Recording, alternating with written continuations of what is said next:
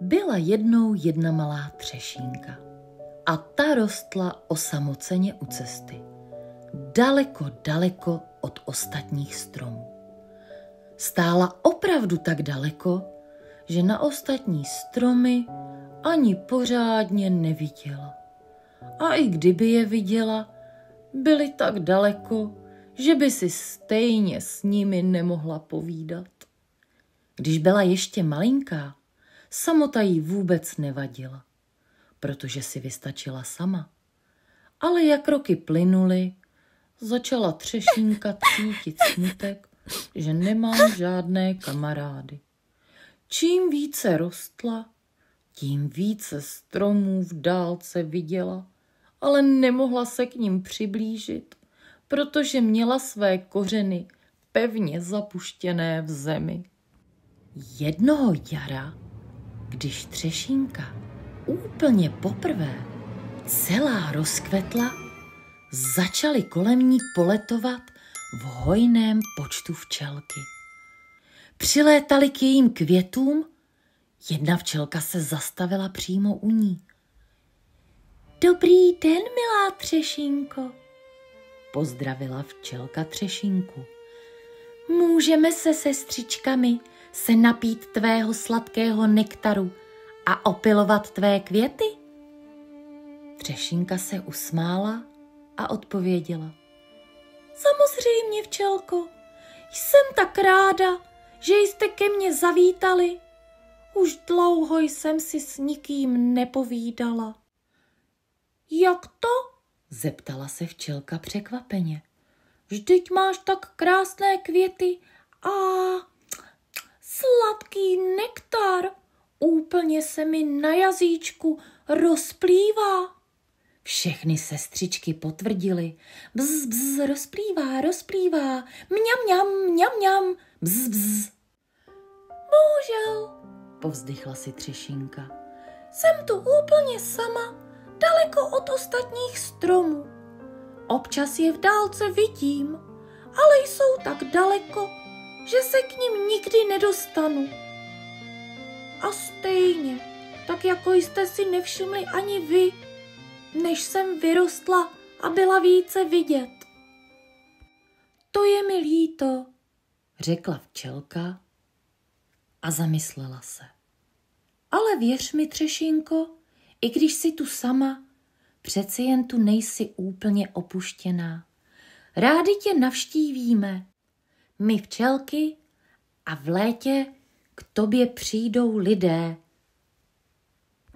Třešínka se rozveselila. Děkuji ti, včelko, že jsi se mnou mluvila. Už se cítím o něco méně sama. Včelky navštěvovaly třešeň každé jaro a třešeň se pokaždé těšila na jejich návštěvy. Povídali si o všem možném, o dalekých květinových loukách, které včelky navštívily, o nových chutích nektarů a o tom, jak je svět krásný. Když přišlo léto, z květů se stávaly sladké třešně. Kolem jdoucí lidé se zastavovali u třešínky a obdivovali její plody. Podívej, jak jsou ty třešně krásné a červené, říkali. Ale nemáme žebřík, abychom si je všechny otrhali. Třešínka to zaslechla a vlídně promluvila. Nebojte se, milí lidé, trhejte, co dosáhnete. Jsem ráda, že vám mohu udělat radost. A lidé natáhli ruku a opatrně utrhli pár třešní. Děkujeme ti, milá třešínko, volali. Rádo se stalo, odpověděla třešínka vesele. Jsem ráda, že vám chutnají, jen se klidně podělte, i když na všechny mé plody bohužel nedosáhnete.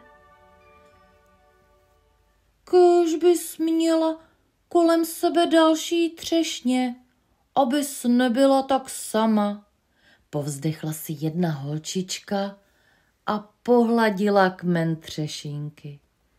Třešínka se smutně usmála a odpověděla. Ach, jak moc bych si to přála. A co se nestalo?